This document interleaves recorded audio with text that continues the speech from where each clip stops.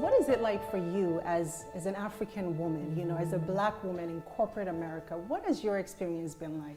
Yeah, you know, I think it varies. You know, I think it varies depending on the year, depending on the role, depending on the company.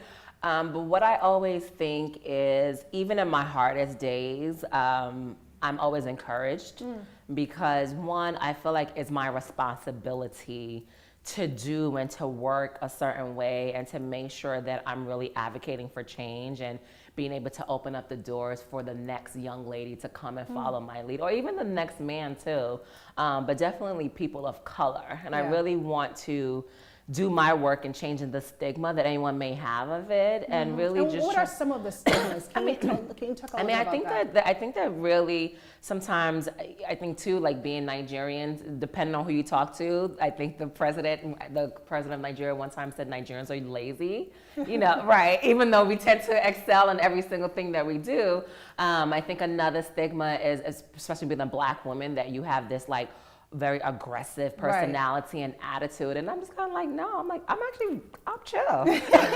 But don't confuse that as to me not being able to get the work done, you know. And I think that we have in companies now is led by a lot of men, a lot of white men, and almost showing that Black women can't lead, you know. So I want to make sure that I'm doing my part, especially like you said, in the role that I have, and it is a big role. It is a very influential role. That not only am I in the room, but I really have the ears of the key stakeholders, and they value my opinion and they call for it, you know, and be like, okay, wait, Ezinne is not in the room. Let's get her in. Let's get her buy-in, and that's what I'm trying to show, and to be able to inspire someone else. And I think in my experience now, I go to our stores often, at H&M stores, and the women there are always like, oh my God, it's so good to see someone up there. I feel like I have an opportunity to move up. And that's really what we want to do. You know, I think even you too, in the roles that you do and the things that you do in the community, is really just for other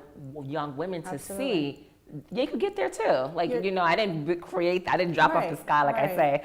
And it's so important to have more role models like you, because that's really what you are. But, you know, you talked a little bit about sort of the negative stigmas of being a Nigerian, right? But I want to flip it around and talk about how you feel your unique experiences as a Nigerian, you know, immigrant or Nigerian growing up here, how have they shaped you into the person that you are today? Yeah, I think 100% has shaped me. I don't take it for granted, and I think tend to be more eager. You know, I think that really, I was born in Nigeria and came here when I was really young, and I think in a young age, I didn't appreciate that. I didn't appreciate the cultural difference. I can relate to that. We all want so much to fit in, right? You don't want to be different. And it's such a strong thing where now it's kind of like, no, let's celebrate our differences. And I think that that's a little bit of an edge that I may have. I think it also makes me more culturally aware because I know how it is to be different. You know, even my name being Ezinne, like everyone's like, oh my God, what's that? Do Where people did that come usually from? get the pronunciation right? I feel like Ezinne, I got to make sure I'm getting it right. And then it's so funny because then when they hear it, they're like, and they actually feel a little better. They're like, oh, I'm gonna get it wrong. I'm like, no, try. Like, you know, like if you get it wrong, I'm gonna correct you and it's fine. But I think that difference is actually an edge that I have. And I think with the other things that I've done in my career, I've had the opportunity to travel a lot. So I think it just makes me so much culturally aware of my surroundings and appreciating people's differences and not assuming that someone may understand what you're doing and what you mean because of that. And that's really what has helped in my career.